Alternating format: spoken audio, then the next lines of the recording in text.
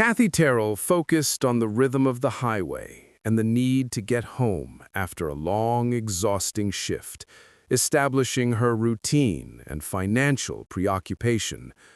Her daughter, Kristen, breaks the monotony, pointing insistently, "Mom, look, that car is wrecked, and there's blood." Kathy initially dismisses it as a simple accident, reluctant to deal with any more emergencies. But Kristen insists, repeating that the dark, slick pool by the roadside is growing too fast. Against her better judgment, Kathy pulls her modest vehicle over, her LPN training overriding her caution. The inciting incident. She sees a luxury sedan crumpled into a ditch, and nearby a man, Valerius Rax, in a ruined designer suit, collapsed and bleeding heavily from a gunshot wound to his abdomen. The wound is severe, life-threatening. Just as she drops to her knees, assessing the critical blood loss, Valerius weakly locks eyes with her and whispers, "There's no time. They're circling back. Drive." Kathy's nursing instinct kicked in before common sense could argue, forcing her to make the reckless, immediate decision to apply roadside triage, load the critically wounded stranger into her car, and drive straight for the deceptive safety of her own home. Her hands moved with practiced efficiency, even as her mind screamed warnings. The stranger's weight pressed against Kristen in the back seat, his ragged breathing the only confirmation he was still alive. Blood soaked into the upholstery, a permanent stain, marking the moment everything changed. Her modest kitchen became an operating theater. She cleared the dinner table, replacing normalcy with trauma shears, gauze, and basic emergency supplies. Valerius's designer suit revealed a monogrammed shirt beneath, expensive fabric destroyed by violence. "You're a nurse?" Valerius managed, consciousness flickering. "LPN. The bullet's still inside. You need a hospital." "No hospitals." His hand gripped her wrist with surprising strength. "They'll finish what they started. I'd rather die here." Kathy looked into his exhausted eyes, and she saw something she recognized. Someone who'd fought too long and refused to surrender. "Then tell me everything. Blood type, allergies, and why someone wanted you dead." Kristen stood frozen by the refrigerator, her childhood evaporating with each blood-soaked towel Kathy discarded. "Mom, who is he?" "Valerius Rax, and your mother just saved the most dangerous man you'll ever meet." His bitter laugh was pain-edged as Kathy worked to stabilize the gunshot wound. "The Valenti Syndicate ambushed my convoy. They'll be looking for confirmation I'm dead. When they don't find my body, they'll come here. You have one choice. Come with me now, or die here tomorrow." Dawn arrived with cruel indifference. Kathy had spent the night monitoring Valerius's vitals while Kristen dozed between questions she couldn't answer honestly. Valerius's phone rang at 6 a.m. with military precision. The conversation was brief, coded, terrifying. "My second-in-command confirms the Valentis recovered my car. They're analyzing blood patterns, checking hospitals, expanding their search." Valerius met Kathy's exhausted gaze. "You have 2 hours, maybe 3, before they connect this location." Kathy felt Kristen's small hand slip into hers. "We could go to the police." "And tell them what? That you performed unlicensed surgery on a crime boss in your kitchen?" Valerius's words weren't cruel, just factual. "They'll arrest you, and while you're processing paperwork, the Valentis will find your daughter." The kitchen table bore stains that would never wash clean. Kathy had spent years building a life that asked nothing from fate except indifference. Now fate demanded everything. "What do we do?" Kristen's voice trembled. Kathy pulled her close. "We pack. 1 bag each. 5 minutes." She called her clinic supervisor, her voice breaking as she invented a family emergency. Resignation, effective immediately. 10 years of building a career, destroyed in 30 seconds. The convoy arrived exactly when Valerius promised. 3 armored SUVs that transformed her quiet street into something from a nightmare. Men in tactical gear cleared her house with professional efficiency. Max, the lead security officer, supervised Valerius's transfer with clinical precision. "You saved his life. That means something in our world. You'll be protected." Through tinted windows, Kathy watched her rental house disappear, taking with it every illusion of control she'd ever possessed. The 90-minute drive ended at an estate more extensive than any property Kathy had imagined. Kristen, resilient in the way children are before life teaches them permanent fear, leaned forward to address Valerius directly. "Are you a bad guy?"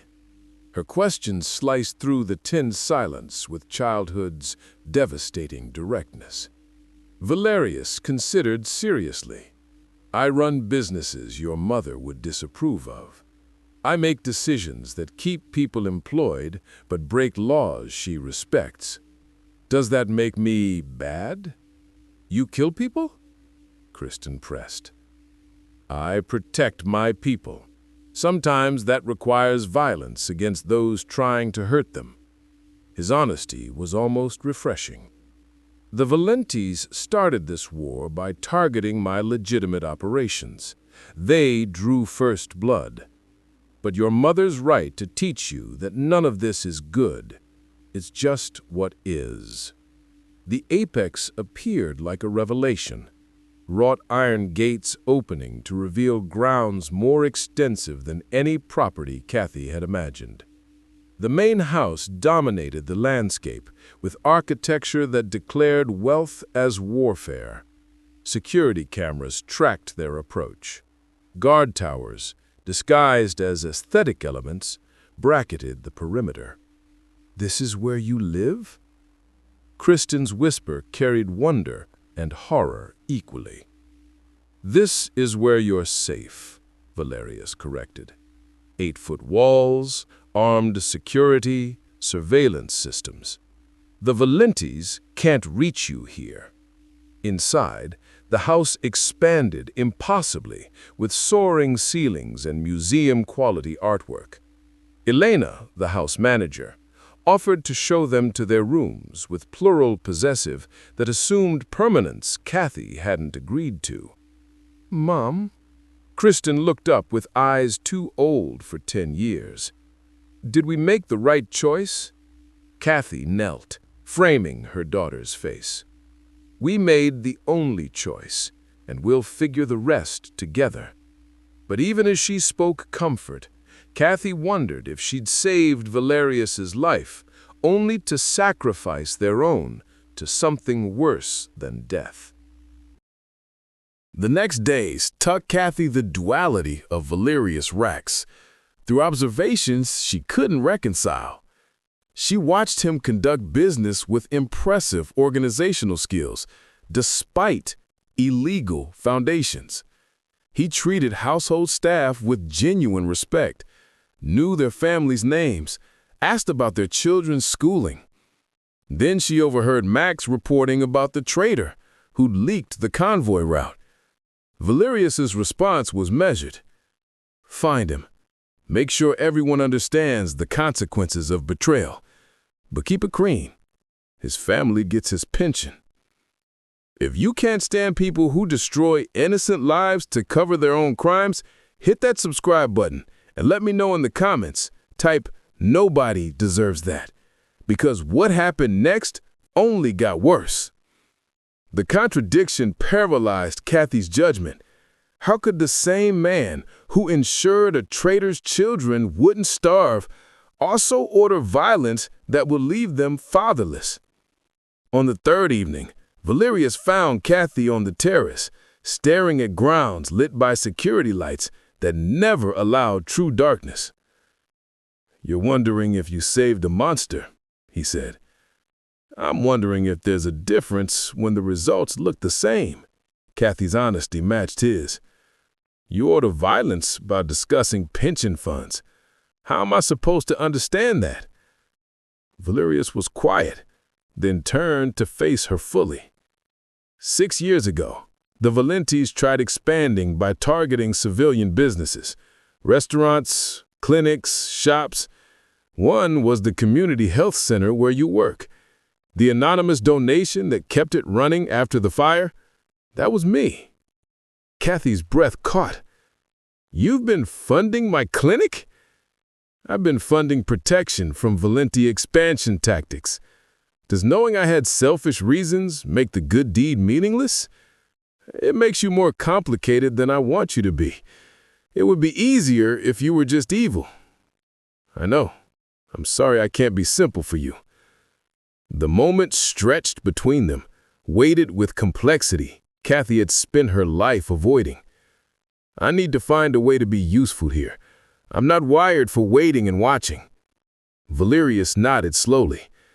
"I'll find you purpose. But Kathy, you've already been more useful than you know. You gave me time to secure my position, to protect what's mine, including you and Kristen now." The first probe came on their 5th night.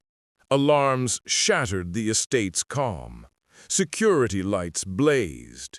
Max appeared in their doorway, professional and urgent. "Stay in this room. Lock the door. Don't open it for anyone except me or Mr. Rax." Kristen moved to the window before Kathy could stop her. At the northern perimeter, muzzle flashes strobed against darkness. Sharp cracks followed. Kathy pulled Kristen away, her nursing training screaming about trajectories, while her mother's heart simply screamed. The exchange lasted 90 seconds. Then silence rushed back. Max returned with devastating calm. They were testing response time and perimeter strength. No breaches. 3 hostiles down. 2 retreated. After Max left, Kathy couldn't stop trembling. This was her life now. Routine violence, casual body reports, the assumption of future attacks presented as reassurance. The next morning, Max found Kathy in the library, sleepless and angry. "How long have you worked for him?" 12 years. Since I was discharged from the Marines with a record that made civilian employment complicated." Max's honesty was matter-of-fact. "Mr. Rax hired me when no one else would. Paid for my daughter's medical treatments when insurance denied coverage. I know what he is. I also know what he isn't. The Valentis, they would have killed you for witnessing the ambush after making sure you suffered. I'm a nurse. I've spent my life helping people. Now I'm protected by men who kill, living in luxury funded by crimes I can't comprehend." "You saved a life," Max said simply. "Your daughter will grow up safe, educated, with opportunities your nursing salary never could have provided. Survival isn't nothing, Miss Terrell. Sometimes it's everything." The true assault came 3 weeks later, in the dead hours after midnight. Kathy awoke to sounds that didn't fit: mechanical clicks, rushed footsteps, combat cadences. Then Elena burst into their room, no longer the polished house manager, but someone operating on protocol. "Panic room, now." The panic room existed behind a false library wall. Reinforced steel, autonomous systems, enough supplies for a week. Elena ushered them inside, where Valerius already waited, his healing wound forcing him to command from safety. Banks of monitors displayed the attack in high-definition horror. 23 hostiles identified, Max's voice crackled through speakers. Coordinated breach at 3 access points. If you believe innocent people deserve safety without paying a Mafia boss's price for it, hit that subscribe button. People like the Valentis won't, and you need to hear what she did about it. Kathy watched screens showing men in tactical gear exchanging fire with Valerius's forces, explosions lighting manicured lawns, professional warfare conducted on carefully tended gardens. Kristen pressed against her, both frozen in observation of nightmare made manifest. "They want me badly," Valerius murmured. "This is escalation beyond typical disputes. The Valentis are making a statement about market dominance." 40 minutes after it began, the assault ended. The Valentis withdrew. Max reported losses. 2 of their own killed, 5 wounded, with steady voice. Kathy watched screens showing men in tactical gear exchanging fire with Valerius's forces, explosions lighting manicured lawns, professional warfare conducted on carefully tended gardens. Kristen pressed against her, both frozen in observation of nightmare made manifest. "I want to go home." Kristen spoke for the first time, her voice small and clear. Kathy closed her eyes. "Baby, we don't have a home anymore. That's what this means. That's what I did when I stopped the car." Valerius watched them with something approaching anguish. "I'm sorry. This is the life I chose. You didn't choose it. But you're in it now, and I swear I will keep you safe." "Safe," Kathy repeated, tasting the word's new meaning. "Is that even possible in your world?" "I'll make it possible, or die trying." The week following the attack, Kathy descended into depression, born of enforced uselessness. She existed in luxury that felt like burial, her every need met by staff who moved through violence's aftermath with practice normality. On the 8th morning, Kathy found herself in Valerius's study without clear memory of walking there. "I can't do this. I can't just exist here, decorative and useless. I'm a nurse. I spent my life being necessary. Now I'm just kept." Valerius studied her intently. "What do you need?" "Purpose. Utility. Some way to contribute that isn't just accepting your charity." "I have 12 men on this estate, all trained in tactical combat. Only 3 have serious medical training beyond basic field care." Valerius leaned forward. "The attack cost us 2 lives that better trauma knowledge might have saved. Teach my security team advanced emergency medicine. Turn them into medics who can stabilize casualties under fire." The offer landed like oxygen after drowning. Serious trauma care requires equipment, supplies, ongoing practice. Budget is irrelevant. You're one of the most competent humans I've ever met. Stop wasting that on helplessness. Within days, Kathy transformed an outbuilding into a functional training facility. She taught hemorrhage management, airway establishment, shock recognition. Her students were attentive because these lessons had immediate, lethal relevance. They called her Doc with respect that transcended her LPN credentials. 3 weeks into the program, Kathy overheard Max and Valerius discussing intelligence she wasn't meant to hear. This time, she pushed through the closed door without permission. "Whatever you're planning, I need to know if it involves Kristen." Her voice carried restored authority. "I'm not passive protection anymore. Tell me what's happening." Max and Valerius exchanged weighted glances. Finally, Valerius gestured to the tactical map on his desk. "The Valenti's next move is leverage-based. They've identified Kristen as maximum vulnerability. They're planning extraction. Grab her during supervised outdoor activities. Use her to force me into an exposed position." The words hit like physical blows. "When?" "Intelligence suggests within the week." "No!" Kathy cut him off, her mind racing with systematic efficiency. "You increase security, they adjust tactics. We hide Kristen, they wait us out. There's only one move that actually controls the variables. We set the trap ourselves, but not through more violence, through exposure." She outlined her plan. Use Valerius's legitimate connections to create a scenario where the Valenti boss's direct involvement would trigger legal consequences. Make their next move cost more than they're willing to pay. You have legitimate holdings, political connections, resources that operate in legal space. Use those. Max nodded, his tactical mind engaging.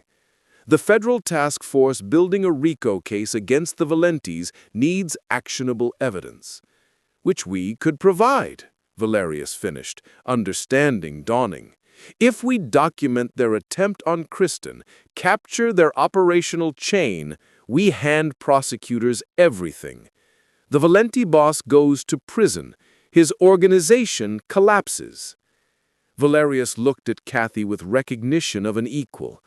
"You're proposing I be something better than what I've always been. Can you?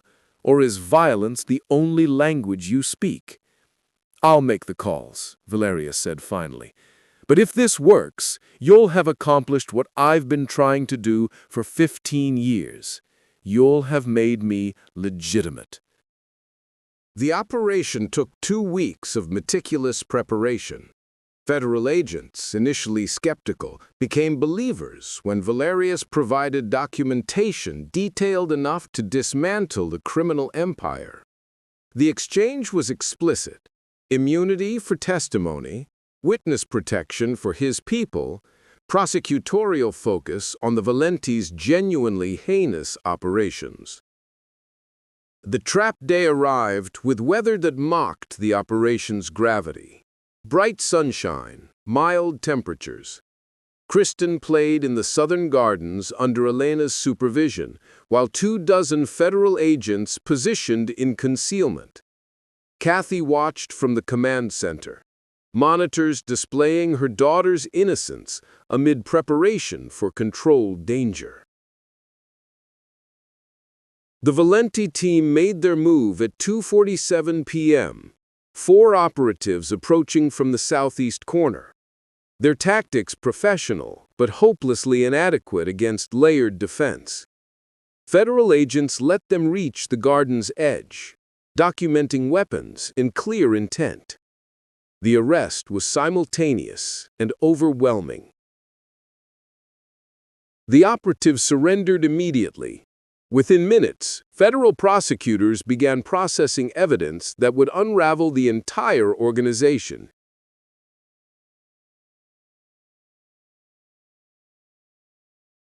The true success came 90 minutes later when Luca Valenti himself was arrested at his headquarters.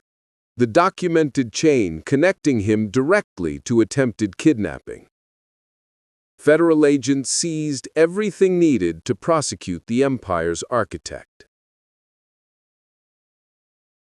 Kathy held Kristen through the aftermath. "Is it over?" Kristen asked.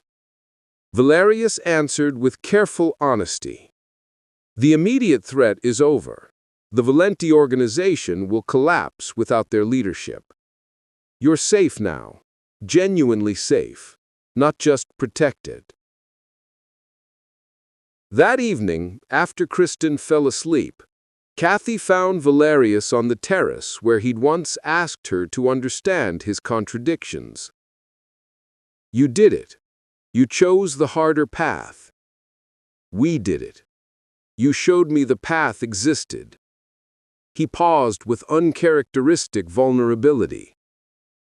I've spent 15 years being what circumstances demanded. You demanded I be something better. That means more than you know. I want to use your resources to build a real community clinic. Not funded anonymously, but as a legitimate facility serving people regardless of ability to pay. I'll make it happen. Whatever you need. His promise carried absolute weight. Will you stay? Not because you have to, but because you want to? Staying meant accepting his world, his resources, his complicated morality. It meant building alongside a man transformed by her presence, but fundamentally who he'd always been. I'll stay, Kathy said finally. On my terms. The clinic is mine to run. Kristen's education follows my values. And you keep choosing the harder path. Every time. No backsliding into violence because it's convenient. Deal, Valerius agreed, extending his hand. Kathy took it, feeling calluses that spoke of a life she'd never fully understand. What makes me happy is knowing the man I saved by the roadside became someone worth saving. 6 months after the Valenti arrests, Kathy stood in the lobby of the Terrell Community Health Center, her name finally displayed on a medical facility embodying everything she'd fought to become. The clinic occupied a renovated building in her old community, staffed by professionals she'd recruited, equipped with technology her previous workplace never could have afforded. Valerius had provided capital, but Kathy built the vision. Sliding scale fees, comprehensive services, outreach targeting underserved populations. The clinic was hers in every meaningful sense. His transformation had been genuine, if imperfect. Federal cooperation granted him immunity and fresh start he'd used to restructure toward legality. The process was ongoing, complicated, marked by setbacks when old habits clashed with new intentions. But he tried consistently to be what Kathy had challenged him to become. Kristen adjusted to their new normal with resilience that both impressed and worried Kathy. Her daughter understood their life's complexity without being crushed by it, saw Valerius as family without romanticizing his past. "Mom, the school called. They want to know if I'm attending the science fair. Are we staying for that?" Kathy confirmed, hearing the question beneath the question. "We're staying. This is home now. Actually home, not just survival." That evening at the Apex, Kathy found Valerius reviewing contracts for affordable housing conversion. The prosecutor called. Luca Valenti took a plea deal. 30 years, no parole. His organization is completely dismantled.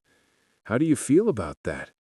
Relieved, guilty, satisfied. Valerius's honesty was hard-won.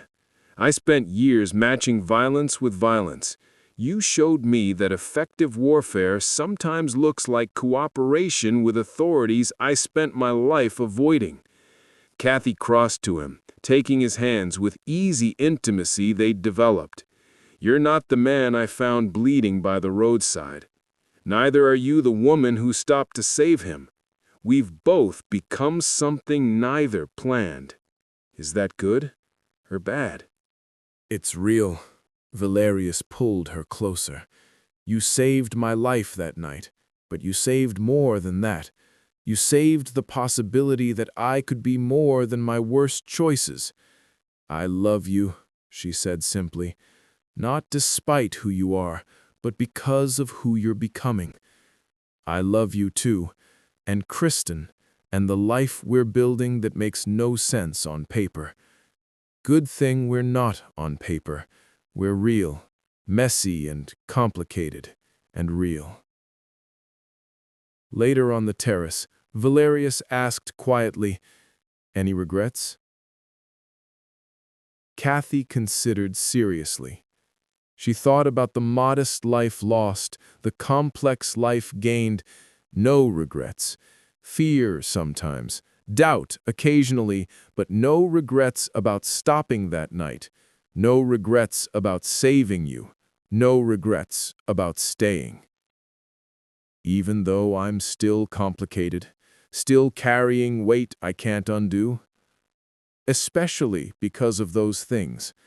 You're not a project I'm fixing, you're a partner I'm building with. There's a difference. Kathy smiled, touching his face. I want to expand the clinic. Mental health services, pediatric care, maybe a dental wing. Consider it done. Whatever makes you happy. What makes me happy is knowing the man I saved became someone worth saving. You gave us safety. I gave you purpose beyond survival. That's not a bad foundation.